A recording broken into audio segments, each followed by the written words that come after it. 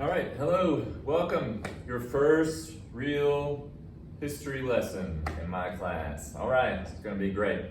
I'm gonna be upfront and honest. This is gonna be a longer video, but only because we are gonna go over 3 different standards, okay? So you can follow along with me as I go through all this information. It's gonna be a lot of information. Please pause and take breaks as necessary. I don't want you to sit there and just turn into a zombie like what happened in class sometimes. Pause, take a break, go to the bathroom, do what you need to do at home. And hopefully you learned something from this. Remember, if you have any questions, to email me. Remember, the comments are gonna be turned off. So email me and we'll get through it and it's gonna be great. All right, you ready? Ready. So the topics that we're gonna talk about today, first one is settlement of the West. When people, when you learned in 8th grade, a lot of people lived along the 13 colonies on the East Coast, okay? And gradually they moved westward. And we're gonna talk about the reasons why eventually people really moved west. And we're talking west as in like Oregon Trail style west, further out past the Mississippi River, okay? All right, second thing we're gonna talk about are federal policies toward American Indians. In other words, what the government did to American Indians. There's a little picture right here, a preview. I'm just gonna tell you up front, it's not good. Not good at all. And thirdly, and you've probably seen one of these signs before in another history class, or maybe you saw it on TV or something.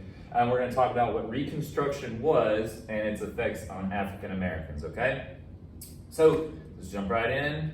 Remember, if you have any questions, pause, take a break, email me, you can Google stuff, whatever. You have the benefit of technology on your hands. So let's rock and roll. All right, here's your key vocabulary. I'm not gonna go through all these words because I'm going to include a document that's actually, you're gonna define these words. I'm gonna help you out with it. I'm not gonna throw you out there on your own. So everything's gonna be lovely, everything's gonna be fine. But hopefully by the end of this lesson, you will understand what all of these words mean. Okay, that's my goal, is for you to understand what all these words mean. So let's get started. Our first 2 are gonna be these 2 up here, Homestead Act and Transcontinental Railroad. Cool? Cool. So here's what we're learning. We are learning how the Homestead Act and the Transcontinental Railroad impacted the settlement of the West, okay? So Transcontinental Railroad, that's gonna be one of the first things we focus on. Transcontinental, continent, North America, okay, United States. Trans means across, so across the continent railroad. Very simple. And obviously, people are gonna move west. If they can travel quicker across the west, they're gonna move there. Goods, services, all that good stuff are gonna move much more quickly across the United States. It's very good. And secondly, Homestead Act. You may not have ever heard of this one before, but you're gonna learn it today. It's essentially a program where the government gives away free land to settlers to move out west. And I'll talk about why here later. I don't wanna spoil it right now. Okay, so let's rock and roll. Again, these are your words, a couple of pictures, Homestead Act, you can associate with that, all right? And I'll put this PowerPoint online so that way you can have it too. Okay, so here's the thing. The railroads are starting to expand, all right? Because that's how goods and services were moved across the country. If you remember when you learned in 8th grade about the Civil War, that's how they moved troops, supplies, all this good stuff. They didn't have cars at this point, okay? So we're in the mid to late 1800s, 1850 to 1871. Huge areas of land are being given to the railroads and being bought up by the railroads. And they decide, let's build a railroad that goes across America. They want to build it from the Midwest, so Chicago area, all the way out to California, okay? And when it was finally done, it was called the Golden Spike Event. And what they did, and you can kind of see, I'll zoom in right here, they drove a golden spike into the railroad right there to symbolize the major completion, okay? Now the golden spike is no longer there, it's in a museum, and I think I have a picture. I don't have a picture, let's see. Nope, no picture. But now it's in just like a little glass box, and it's in a museum somewhere, the golden spike. Obviously they wouldn't leave it there because somebody would come and take it. And then the railroad would be messed up. Oh no! But anyways, so the Golden Spike Event, 1869, Transcontinental Railroad is complete. People are gonna start moving west, okay? Okay, cool. Now, who built this thing? Who worked on it? And this is a big deal because this is gonna be a theme that pops up all in history that we learn about, okay? Immigrants, Chinese, Irish, and Mexican immigrants. They worked for low wages and they weren't treated very well. And this is going to be a theme that pops up again when we learn about the Progressive Era.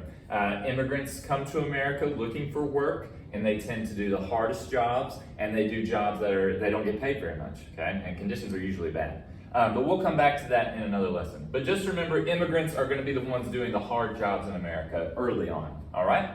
All right, so here's your Transcontinental Railroad route. Goes from here in Iowa on the edge there and all the way out. I believe it's Oakland, California, all right? Now, if you remember from 8th grade what you learned, the Oregon Trail, obviously went basically the same direction, but there were several different Oregon trails. But it would take 6 months to get from St. Louis, Missouri, all the way over here to the west. Now you could cross America it goes from 6 months originally, now you can get there in 6 days, okay? So huge deal, because now people are going to start moving much more quickly, goods and services are going to start moving much more quickly, and it's just going to expand. Everything's going to start going this way, all right?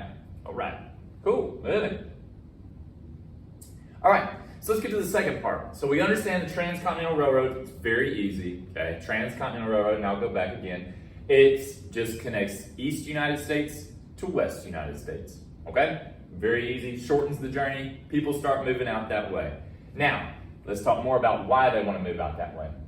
All right, so let's get into government politics. Also remember, if you need to pause at any time, pause to digest. I'm talking a lot, but I'm trying to go fast, okay?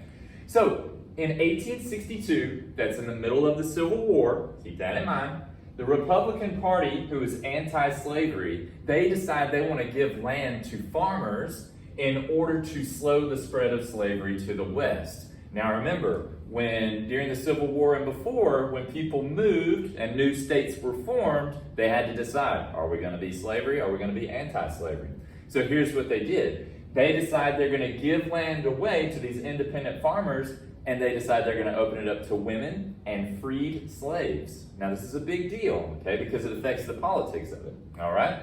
So here's the homestead. They would give away 160 acres of land. That's a lot of land, okay? 160 acres is a lot. And there were requirements on it. First of all, it had to be farmed. You had to be a farmer. And second thing, it had to be improved. In other words, you had to show something, like you've made progress on the land, okay? All right, I'll explain more, okay?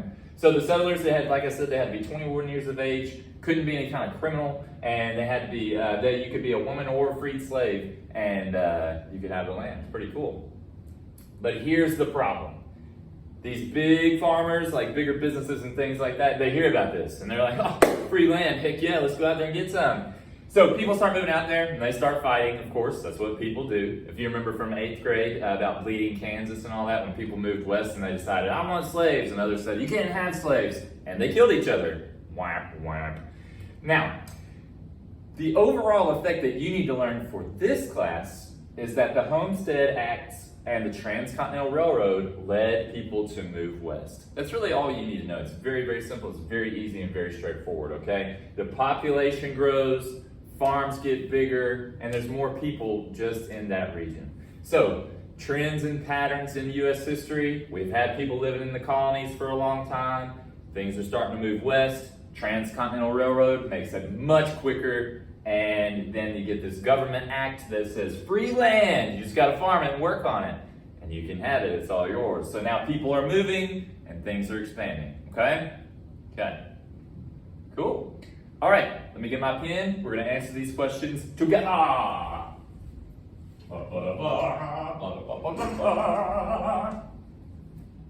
Got a pen?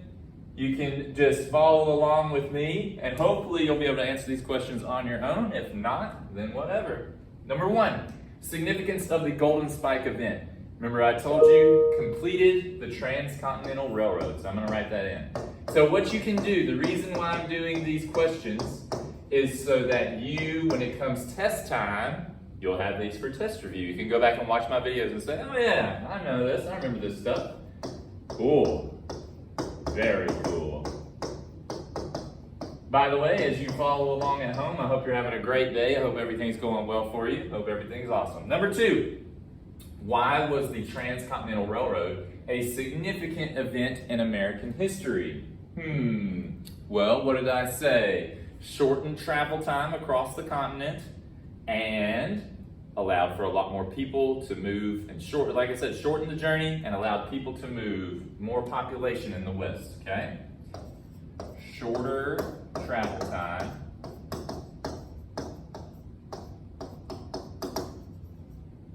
And that's an and. Sorry, it's weird. And population grew in the West.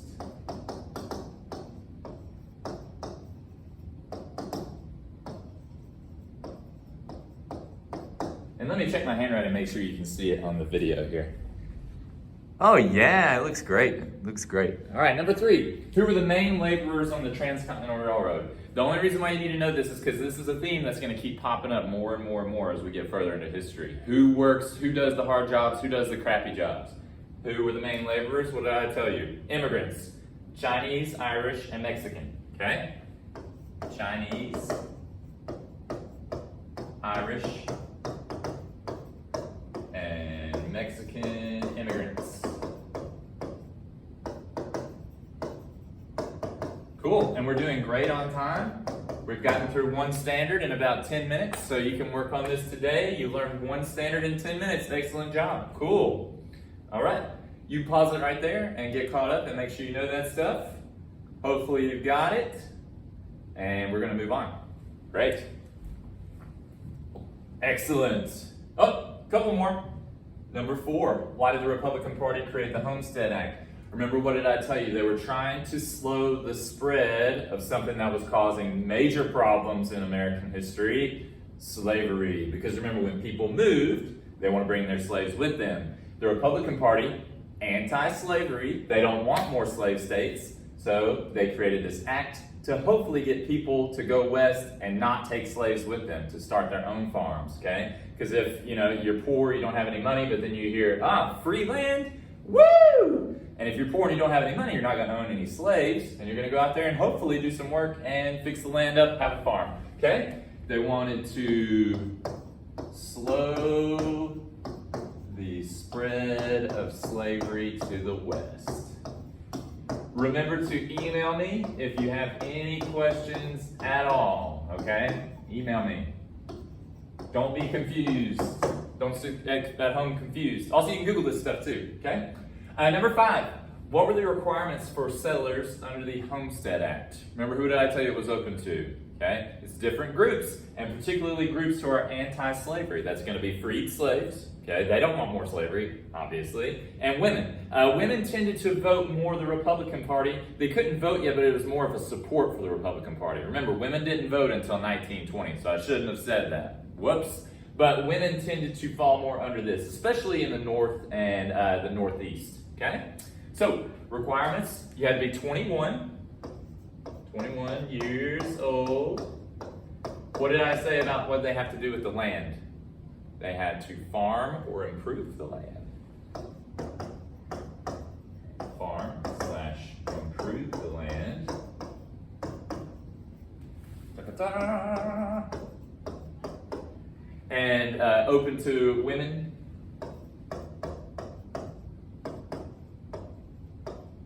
Sorry, my handwriting isn't great. But what I've heard is that other teachers' handwriting is worse. So, as long as I'm not the worst. Open to women and freed slaves.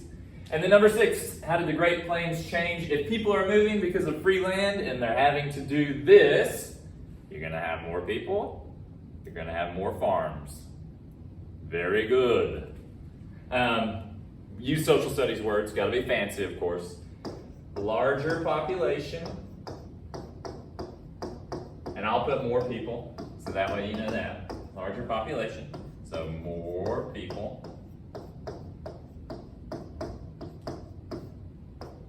And more farms. The land changes. And even today, the Great Plains, the West, still a big farming area in America, okay? I'm gonna get out of the way. I'm gonna close this blind real quick so we don't get a glare. You study those answers, because you will be tested over this eventually, okay? Okay, hopefully you got it. If you don't got it, pause the video, and we're gonna rock and roll. Cool. Very good. This is a good way to do this. All right, standard number 2. This one is a little more tricky. It's also gonna be what's the word, kind of controversial, because the government does kind of some bad stuff here. Whoops. The government in our history has made some big mistakes, and looking back, we can see that this is one of them, okay? Now, I'm not talking bad about the government, and I think America is still the greatest country on earth, despite all of our mistakes in the past, but this is one of the mistakes of the past, and we'll talk about why here in just a second. So what are we learning? We are learning how federal or government politics affected American Indians in the late 1800s, okay? So your job is to, by the end of this, explain how American Indians were affected by federal government policies, okay? It's very simple, very easy, all right? All right. Here's your key vocabulary. First one is reservations. You may have heard of reservations before. Reservations are just land that's set aside for Native Americans, okay? They were forced off their homeland. That's bad. They shouldn't have done this. And forced them to move to these areas of land that usually were lacking in resources and just generally not that great places to live. I'm going to show you some pictures here in just a little while. Second thing is assimilation. Now, you may not know what that is, but I can explain it just by showing you a picture. Picture's worth 1,000 words, right? Okay, now check this out.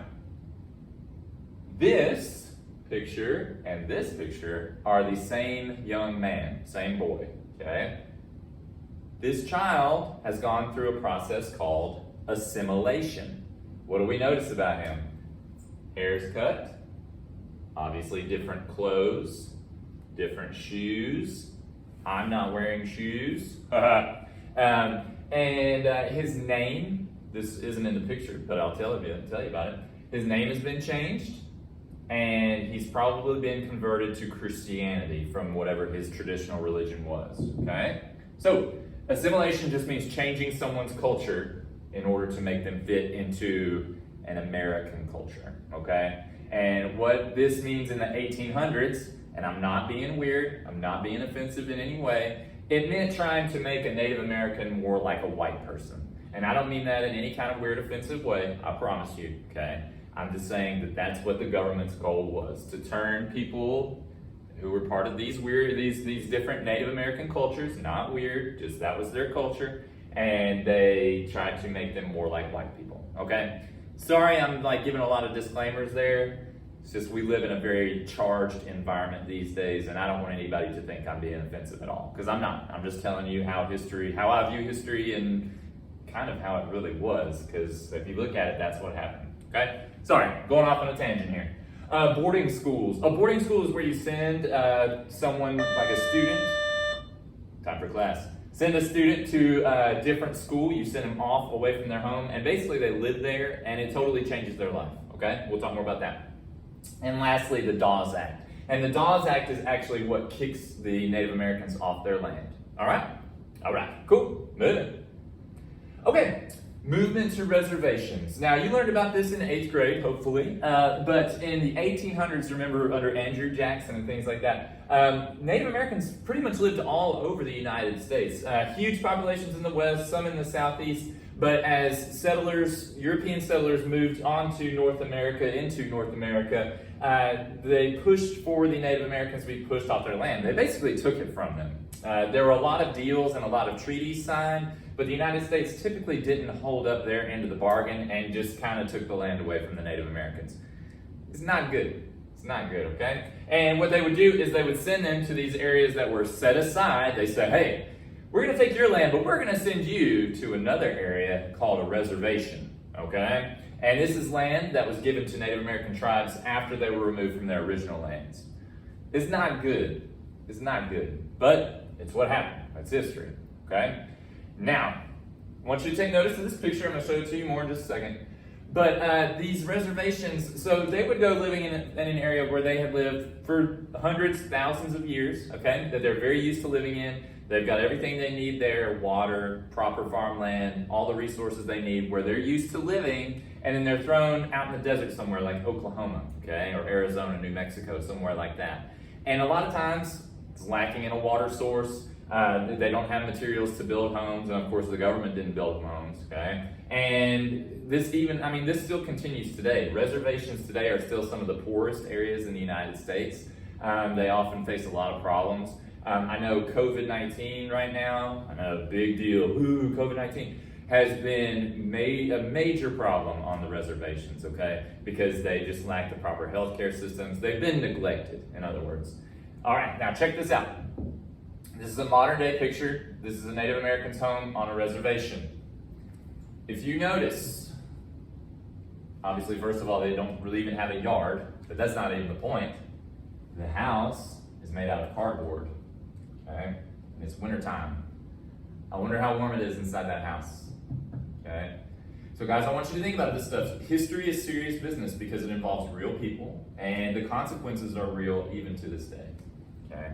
It's sad, it truly is. All right, rock and roll. Remember, if you need to, pause, take a break, whatever you need to do, okay? Okay, now let's move on. Assimilation. What I told you earlier about assimilation is that when you take someone's culture, their original culture that they're used to, that they've been doing, their family does, their group of people does, and you change it, okay? So like these guys, this says 3 Lakota boys. Lakota, that's a tribe, okay? And they've been changed. I mean, big time changed.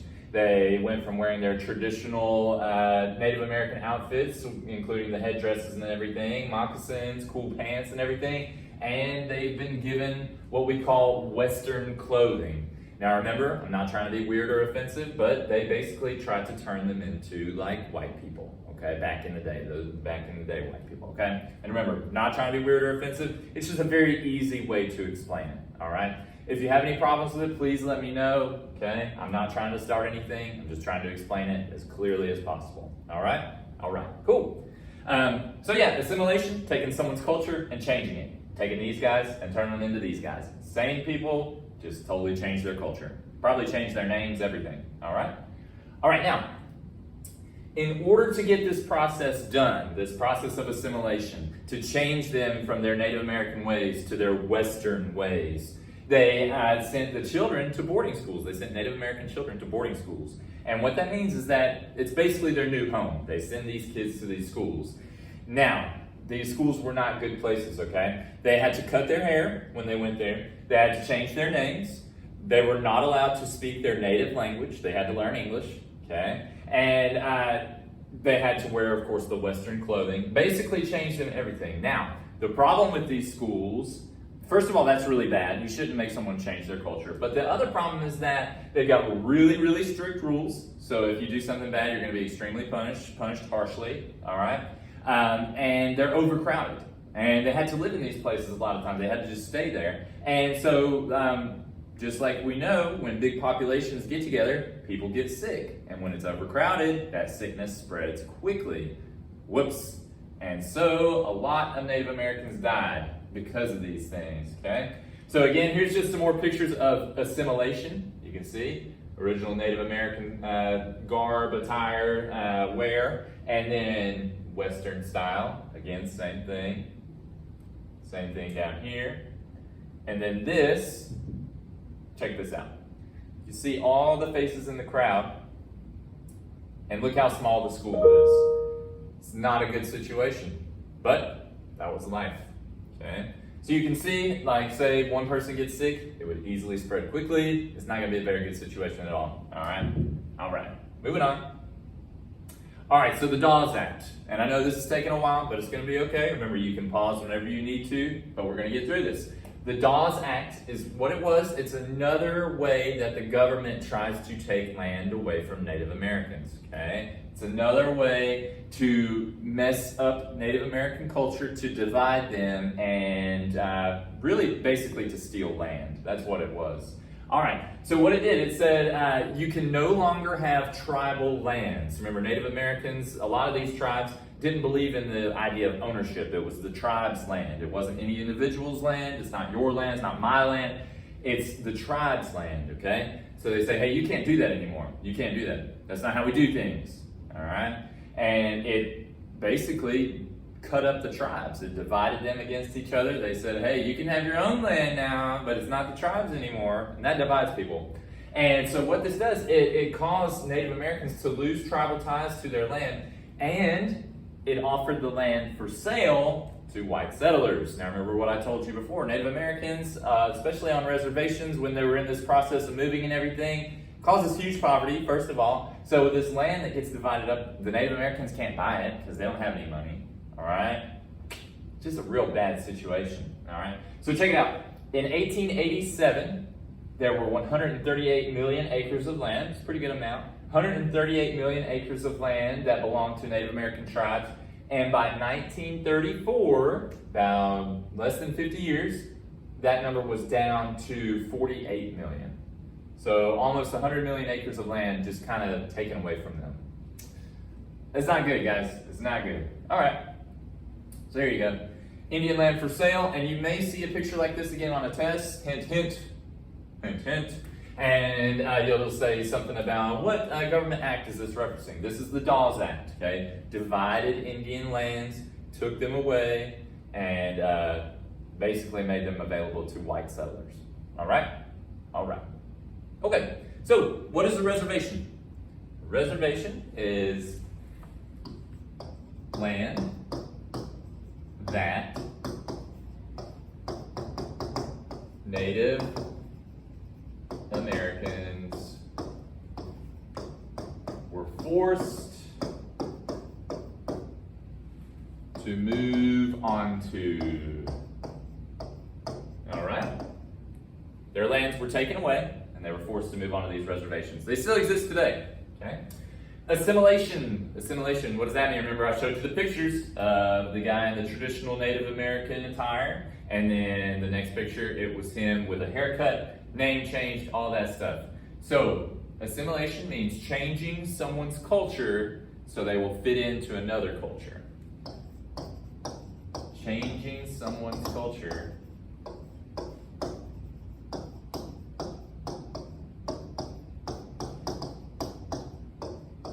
so they will fit into another culture. And it's forced, it's not willing. It's not like, oh, hey, we're gonna change your culture up today. It's like, no, cut your hair, do this, do that. You gotta fit in, you gotta look like me. This is not good, you're not supposed to do that to people. So they will fit into another culture. I'm gonna write it right here.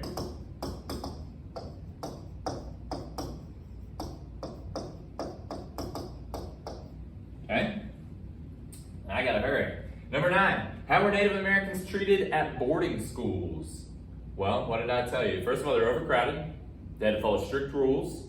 They had to undergo the process of assimilation, and many died, okay? So let's see. They faced overcrowding,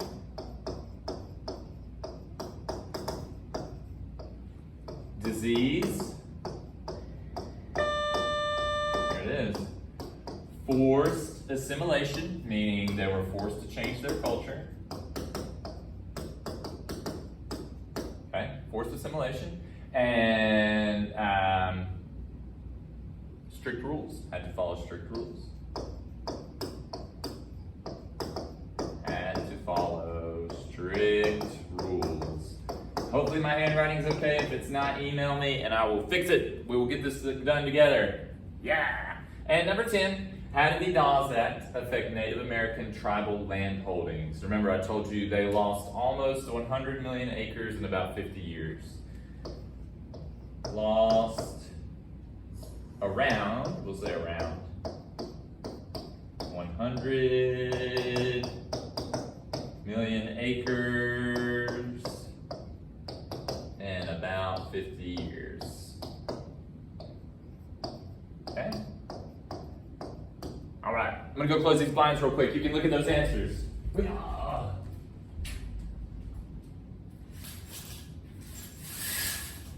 Cool. Got it? Got it. Moving on. Remember, you can pause the video at any time. All right, moving on. Last one. Now, this is going to be a big topic, and it is about racism, okay? So, I'm not going to say anything offensive. However, it is a sensitive topic these days. If I say something that troubles you, please communicate with me, okay? And we can, we'll work through it. I promise I'm not trying to be offensive about anything. I'm just trying to present you with facts, and I'm trying to present it in a way that is easy to understand, okay? Okay, all right. So, we are learning about a few things. The Compromise of 1877, talk about that in just a second. Racism after Reconstruction. Remember, Reconstruction is the time period after the Civil War when the South was being rebuilt, reconstructed, right? Right, okay, so Reconstruction. The Exodusters, Exodus means exit, so people who leave, and Plessy versus Ferguson. So your job by the end of this is to explain the Compromise of 1877, describe the racism after Reconstruction and the efforts of this guy, Pat Singleton. You'll learn about him and the Exodusters and the importance of Plessy versus Ferguson. This is going to pop up a bunch of times in this class, so if you learn it today, be way awesome because then you can know it really well. All right, so your key vocabulary: Compromise of 1877, Jim Crow laws, lynching, disenfranchisement methods, Pat Singleton and the Exodusters, and Plessy versus Ferguson. We're going to go through all these here in just a moment, so I'm just going to leave them up there, and we're going to just go ahead and rock and roll. Cool? Cool. But actually, let's take a look at this. Sorry, I distract myself all the time. Jim Crow laws, they're racism laws. They're the racist laws, okay, that were in the South for 80 years. Okay, so Reconstruction era to about the 1960s. All right, so not good, not good. 80 to 90 years of this right here. So you can see the whitewater fountain, and it says colored, so it means for African Americans. Okay, and you can see the facilities are just not good. But we're gonna get more to that here in just a moment. I keep distracting myself. We gotta rock and roll. All right, so in the South, Reconstruction was not going very well because the government, the United States government, was pretty strict with the southern states. And they said, hey, we're going to send in the military because we're worried that you guys are going to rebel again and start another war. They kind of have a point. I mean, the South rebelled, they seceded from the United States.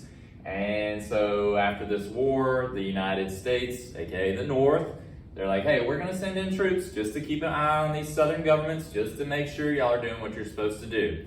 And so the period from 1865 to 1877, that's where we're starting, it was just not a very good time period in the South because the southern states were very unhappy because there are troops basically keeping an eye on everything. Just imagine if the military was outside kind of just keeping an eye on us all the time.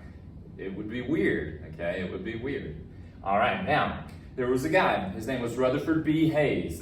We're going back to 1877. Rutherford B. Hayes, he wants to be president, but he knows that he won't be president if he doesn't get support from a lot of states. And he knows the southern states will support him if he can make a deal with them. So he comes up with the deal. He says, hey, southern states, if you give me your electoral votes, all right, if your electors choose me as the candidate, I will remove troops from the South. Now, think about this. Some Southerners were still bitter about losing the war, right? Some Southerners were still bitter about not being able to have slaves anymore. So they're going to be racist towards African Americans. If the troops are gone, aka basically a big police force, is no longer there, are racist things going to come back? Yes, they are, and it's going to be worse. Okay, and so when this happens, because it happened, Rutherford B. Hayes became president, and sure enough, he held up his end of the deal. He said, hey, troops, come on out of the South, leave those guys alone. And the southern states really become the racist South as is viewed in history, okay?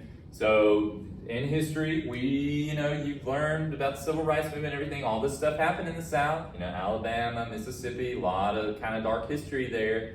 It starts here, 1877, all right? So this is Hayes here. Remember, he said, southern states, if you vote for me, if I get your electoral votes, I will take the troops out of the South, all right? And here is just a political cartoon that represents this deal here. You see KKK here. You see it says White League. So this represents, these Southerners who are bitter about the way the war ended. And you see an African-American family here, and it says worse than slavery, okay? All right, and we'll talk more about this soon.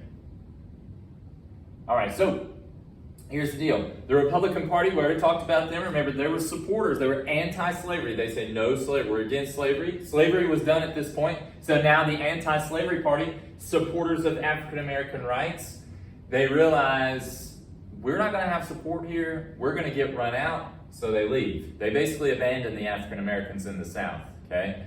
And this is really bad because the Southern Democrats, political parties were way different back then, by the way. The Southern Democrats, who were kind of the old racist types, they took back control of the states, and they said, you know what, African Americans, all these rights that were given to y'all from the Republican Party, no more rights for y'all, okay? So, discrimination, racism, and Jim Crow laws. We're going to talk about those, all right? All right. So Jim Crow laws, that actually brings us to the next thing. Jim Crow laws, all they are laws that kept people separated, segregated, using separate facilities. So back to the drinking fountain thing, the drinking fountains for white people and drinking fountains or facilities, trains, buses, all that stuff for colored people, African Americans. And again, I'm not being offensive, I'm just explaining the facts, okay?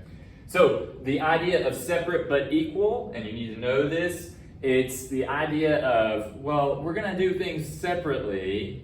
Black people will go to different schools, white people will go to different schools, you'll ride different trains, buses, and different, just everything is separate, but it's supposed to be equal. It's going to be equal. Well, guess what? Was it equal? No, not at all. Not at all. Not at all. And this starts in 1896, officially starts in 1896 because of this case called Plessy versus Ferguson. All right. So here's how it went down. This guy, his last name was Plessy. I think his first name was Homer. Not 100% on that, but anyway, this guy's name is Plessy. He was an African-American man, a black man, and the state of Louisiana had recently passed this law that said, hey, we can have separate train cars for whites and blacks. And of course, the train cars for black people were not as good as the one for white people. Uh-oh, whoops. So Plessy, this guy Plessy, decides, well, I'm going to test this law. I'm going to see what we can do because this is a racist law. And he knows this. He's like, hey, this isn't right. I'm going to test this. Let's see what happens. And so he gets on to a train in Louisiana. And as a black man, he enters the white car. And they say, hey, you can't sit here. And he's like, well, why not? They say, hey, it's the law. And he said, well, that's not a good law, okay? And so it goes all the way up to the Supreme Court, right? It becomes this huge, big deal. Plessy versus Ferguson. You've got to remember this case. Super duper important, okay? Plessy versus Ferguson. This sets up the separate but equal idea. And that was what I just told you, where you have different things for each of the races, okay? So whites, and notice, super nice water fountain, very basic, doesn't look like a great water fountain, okay? So the separate but equal idea, the government held this up. The Supreme Court of the United States held this up. They said, hey, it's okay. You can have separate but equal facilities. In practice, it was never, ever equal, okay? The facilities for black people were always inferior. And it's just not good. It's not good policy. Not good policy, okay? So that's Plessy versus Ferguson. Now, because of this, because they set them up like this, this culture of it's not going to be as good for African Americans, it's going to cause long-term problems. We're going to get the long-term racism that went all the way up into the 1960s, and we get to the Civil Rights Movement. And finally, in 1964, this gets overturned, and we'll get there in this class, and we'll talk about how this ends. Okay? I don't want to give away too many secrets right now, but just know. Plessy versus Ferguson is the separate but equal. But remember, it was never equal. Okay? Okay, we're running long, but you're learning a lot. Now, one of the main things that was done by racist whites in the South was something called disenfranchisement methods. Now, it sounds like a big word, but it's very easy. It's just trying to get people not to vote. Trying to get people not to vote. I'm going to say it one more time. Disenfranchisement methods is trying to get people not to vote, okay? Okay, because in America, in order to get change done, you go vote, right? We're a democracy, okay? So if they can get African Americans to not go vote, they'll never have change. These separate but equal things, these racist laws, all these things will always be in effect if African Americans cannot go vote. Now, what are the methods? How did the racist whites get this done? Well, one thing is lynching. Lynching is murder. It's not necessarily hanging. In history, we typically look at it as hanging, but it's not. It's not just that. I'm not going to show you any pictures of any hangings. There are a lot of them on the internet. Please don't Google them because once that gets in your head, it stays there. Don't look that stuff up. It's bad. Okay?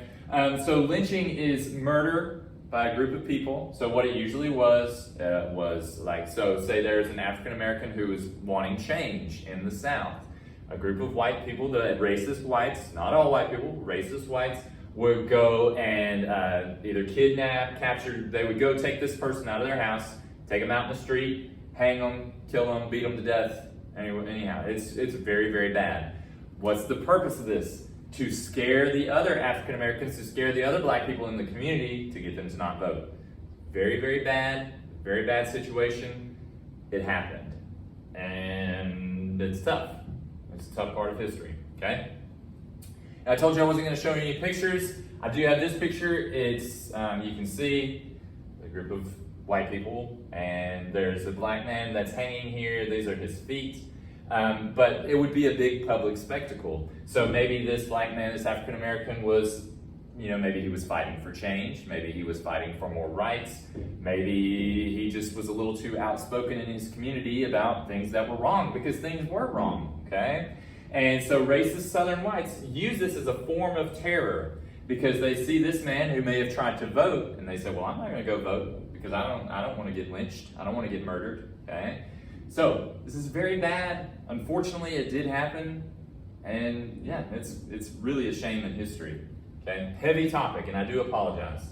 All right. So again, disenfranchisement methods. There were laws and practices in the South that were to keep African Americans from voting, and this is a popular cartoon from this era in history, at least for historians to look at, because it exemplifies what was going on here. This man has shown up to vote, and he's got guns to his head. Okay. It's not good. So the best examples are violence, okay? But it wasn't always violence. There were different ways of these disenfranchisement methods to get people not to vote. Second thing was fraud. They would just straight up throw away people's votes, all right? It's not good. Third thing is poll taxes. Typically African Americans, because of slavery, still remained poor in the South, okay? They didn't have money because they were freed slaves. They may not have a job yet. And so they don't have money yet, okay? So they can't afford to pay to vote. That's illegal, by the way, now, okay? But this is one of the ways. So violence, murdering, fraud, throwing away votes, taxes, okay? And literacy tests. A lot of African Americans, remember the schools were inferior. A lot of African Americans couldn't even go to school back then, okay? And so they didn't know how to read, and they would say, hey, in order to be able to vote, you got to read this piece of paper to me. And of course, someone who's never been to school before or was sent to an inferior school, they may not be able to know how to read. And so if they can't read, they can't vote. So all of these things are obviously very illegal now, but back then they were common practices, disenfranchisement methods, getting people not to vote. Okay? Okay. Cool. All right. So obviously there's going to be people who are like, you know what, forget this. I'm getting out of the South. I'm getting out of this racist region, and we're going to go do something different, all right?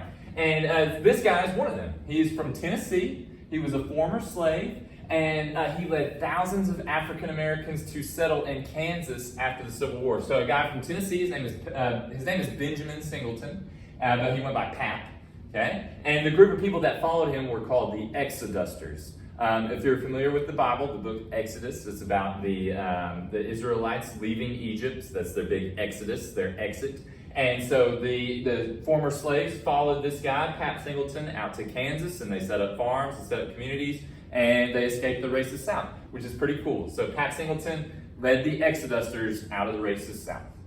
Cool. And these are them, okay? So notice what it says, about 40,000 Exodusters left the South. They settled in Kansas, Oklahoma, Colorado, in the West. It's really cool. Very, very cool.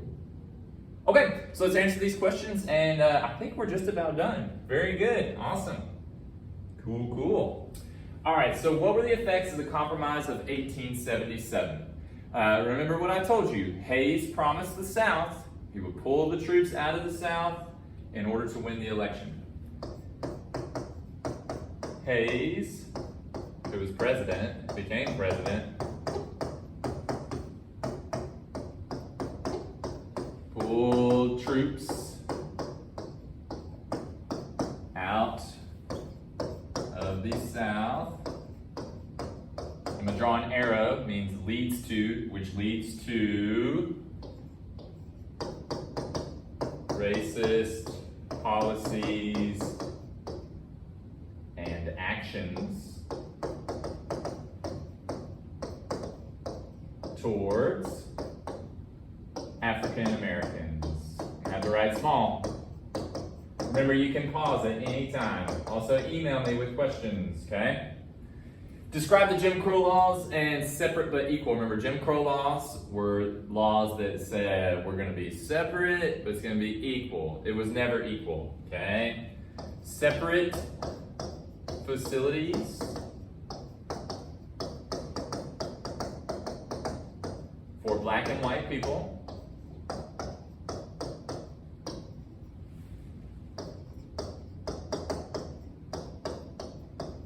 And I'm just going to say that were never equal, because they're not. That were never equal.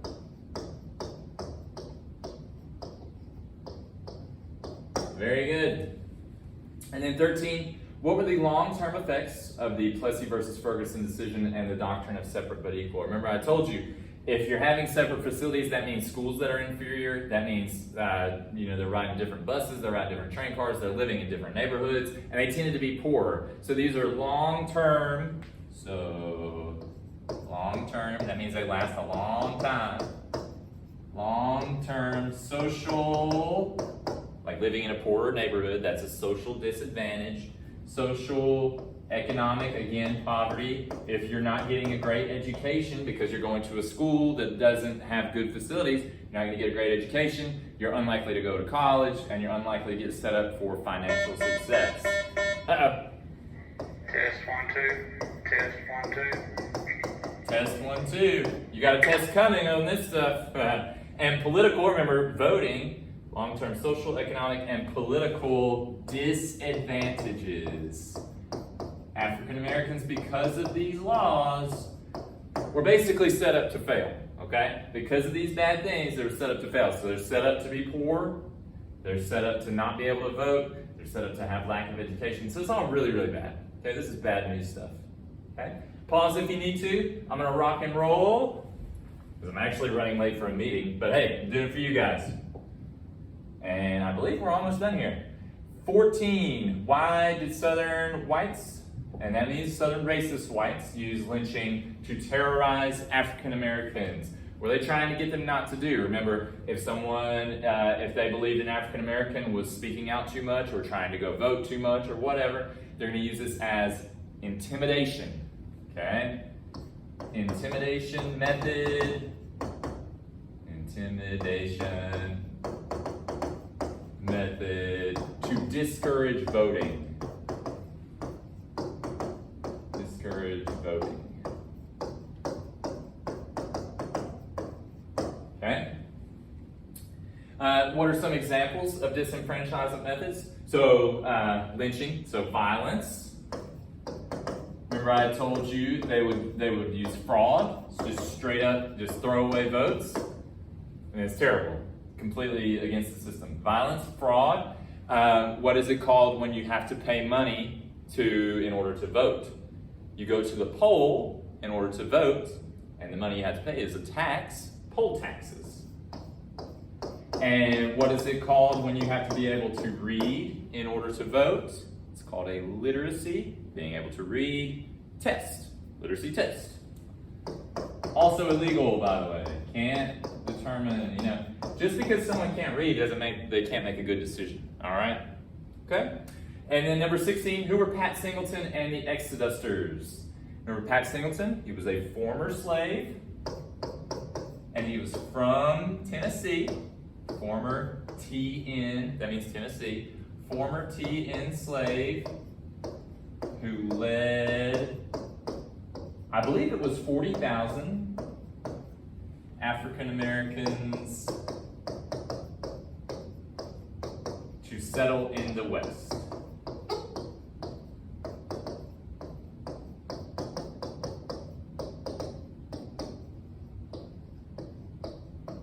Great, excellent, okay. I believe that's the last question. I'll scroll ahead, but if you need to, pause there, and so that way you can review. You'll see these questions again, either on a quiz or a test. Remember to email me if you have any questions. Last chance, pause. All right, rock and roll, and we're done.